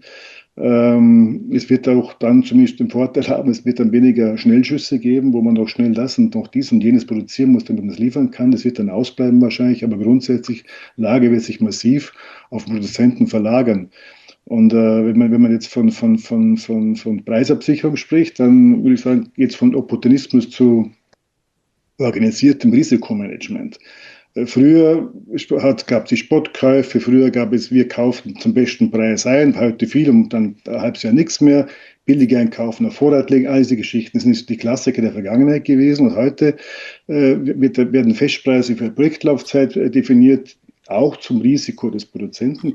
CED ist auch ein klassisches Beispiel dafür. Es gibt Preisgleichklauseln, es gibt Preisindizes, die man hinterlegt, wo sich Preise entsprechend Rohstoff zum Beispiel rauf und runter entwickeln. Es gibt Planverträge mit bestenfalls mit einem Volumencommitment oder auch schon mit einem fixen Preis, wo man auch wieder im Risiko stehen muss. Also das ist einfach eine Entwicklung, die kommt. Warum ist das so? Es gibt natürlich diese Holzpreisvolatilität, von der man eigentlich seit 2020 Sommer spricht. Die hat uns ja eigentlich immer irgendwo begleitet gehabt. Du weißt es auch, das geht ja rauf und runter und hin und her. Das ist natürlich für den Kunden nicht mehr so einfach. Der kann natürlich, wenn er heute Platte kauft, kann es gut sein und wenn er das morgen kauft, kann er mitunter sich um 30% vertan, aber jetzt extrem formuliert, das ist schwierig geworden. Es gibt allgemein unsicher bei den Baukosten überhaupt. Das heißt, dass auch Banken, bei großen Projekten Banken, auch die Investoren natürlich auch dahinter stehen, sagen Kosteneinhaltung. Und auch das ist dann wieder wir als Lieferant gefordert, wir müssen da unseren Preis halten. Irgendwie, komme was da wolle. Also auch wird es klar auf uns werden die Risiken eigentlich nach vorne verlagert. Das Preisrisiko auf Lieferanten, das Lagerrisiko, die Liquidität auf Lieferanten, also den Weg haben wir leider Gottes vor uns. Die Erwartungshaltung vom Kunden ist einfach, wir haben ein Lager, er ruft an und morgen sind wir da. Und das gilt es halt dann irgendwann zu erfüllen. Ob man es dann können, wird sich zeigen. Es wird weniger beim billigsten Preis gehen, es wird wahrscheinlich mehr über wer übernimmt mein Risiko. Um diese Beantwortung dieser Frage wird es gehen. Und insofern, ja, haben wir mal schauen, was passiert. Aber ich glaube, wir müssen halt unsere Lagersituation schon klar planen, klar vielleicht auch überdenken ein Stück weit. Da geht es auch um Logistik. Schnelligkeit hat auch mit Logistik zu tun. Das Lager alleine hilft nichts, wenn der Christoph seine Balken nicht daherbringt. Dann werden wir nichts verladen sozusagen. Und am Ende müssen wir dann vielleicht noch mehr als das Produkt die Sicherheit verkaufen. Wir sind ein sicherer Lieferant für dich, weil wir sind schnell und haben es im Lager. Das würde ich mal so für die nächsten 5 Jahre, wäre das meine Erwartungshaltung. Ich hoffe sehr, dass es nicht so schnell kommt und auch nicht so extrem, aber tendenziell kann man das ein bisschen so absehen. Vielen Dank, Klaus. In Hinblick auf die vorangeschrittene Zeit muss ich jetzt an der Stelle sagen, ich habe schon viele Fragen vom Chat einfließen lassen in die Podiumsdiskussion und nebenher immer wieder mit den Chattenden gechattet sozusagen. Also alle, die was reingeschrieben haben, ich bin in Austausch und ich muss an der Stelle jetzt die Fragen leider stoppen, bedanke mich aber bei allen und falls es noch offene Fragen gibt, dann ihr wisst ja, wo ihr die Experten an uns finden könnt, bitte kontaktiert uns gerne. Ich bedanke mich jetzt bei allen für die spannenden Perspektiven und für die Einschätzungen. Wie gesagt, ich habe die Fragen aus den Chats schon reinfließen lassen und ich sage jetzt vielen Dank für die interessante Diskussion und die Beantwortung der Fragen. Vielen Dank an die Runde. Gerd Ebner, vielen Dank. Vielen Dank, liebe Grüße nach Imst. Danke. Leonhard Scherer, auch dir vielen Dank. Ja, ich sage auch vielen Dank für die Teilnahme an alle und bis zum nächsten Mal beim nächsten Pfeiffertag. Alles Gute bis dahin. Danke, Leo. Danke. Christoph Bader, auch an dich vielen Dank. Danke zurück. Schönen Nachmittag an alle. Danke. Danke. Klaus Gräber, auch dir vielen Dank. Ja, vielen Dank zurück und liebe Grüße an alle und gute Zeit, guten Rutsch und schöne Feiertage. Dankeschön. Danke, Klaus. Ich sage vielen Dank für die interessante Diskussion noch einmal. Auch Ihnen, meine Damen und Herren, allen vielen Dank, dass Sie dabei waren bei unserer Podiumsdiskussion und dass Sie viel für sich und für Ihre Unternehmen mitnehmen konnten. Danke ihm auch für die rege Beteiligung im Chat und ich darf nun dich, lieber Michael, um deine abschließenden Worte bitten. Ja, ich sage auch recht herzlich Danke an alle, die an unserer heutigen Podiumsdiskussion teilgenommen haben. Es sind heute sehr viele Kundinnen von unserem Unternehmen dabei.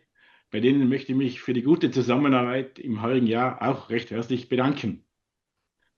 Ja, unsere Podiumsteilnehmer und ich versuchten einen interessanten Einblick, Informationen in das Jahr 2026 zu vermitteln, konnten Ihnen, glaube ich, ein paar interessante Fragen beantworten. Auf alle Fälle gilt weiterhin, Holz hat Zukunft, auch wenn es kommende Jahr nicht einfach werden wird. Nochmal von meiner Seite ein großes Dankeschön an den Gerd Ebner, Chefredakteur vom Holzkurier. Danke auch an unser Pfeiffer-Team, Leonhard Scherer, Klaus Gräber und Christoph Bader. Vielen Dank, Katrin, für deine Moderation. Ich möchte mich auch heute bei Zimtfilm, beim Gerhard, hinter die Kulissen bedanken. Der das immer mit Florian Singer, mit unserem Marketingleiter, vorbereitet. Gerhard, vielen Dank. Danke, Michael, auch von mir und von Zimtfilm. Es freut uns immer, mit euch die Webinare durchführen zu dürfen und wir sind schon gespannt aufs nächste Jahr. Dankeschön. Danke auch. Ja, unsere Tagreihe wird auch im kommenden Jahr weitergehen. Ich lade jetzt schon zum ersten Pfeiffer Live-Tag im neuen Jahr ein. Dienstag, 20. Jänner um 16 Uhr. Und wir konnten nochmal Gerd Ebner gewinnen. Er wird einen interessanten Vortrag zu einem sehr, sehr wichtigen Thema, das was wir heute auch besprochen haben, Rohstoff bzw. Rundholzversorgung berichten. Ja, ich wünsche Ihnen, Ihren Familien besinnliche Adventzeit, frohe Weihnachten und ein gesundes und erfolgreiches neues Jahr. Also auf Wiedersehen als Imst, Ihr Michael Pfeiffer. Und ich gebe zurück nochmal an Katrin, die hat wie immer das letzte Wort. Vielen Dank an Michael Pfeiffer. Und ich darf nun unseren heutigen Pfeiffer-Talk im Namen der Pfeiffer Group und im Namen aller Mitwirkenden abschließen und darf Sie verabschieden. Eine schöne Adventszeit, frohe Weihnachten und einen guten Rutsch ins neue Jahr. Wir sehen uns dann im Januar.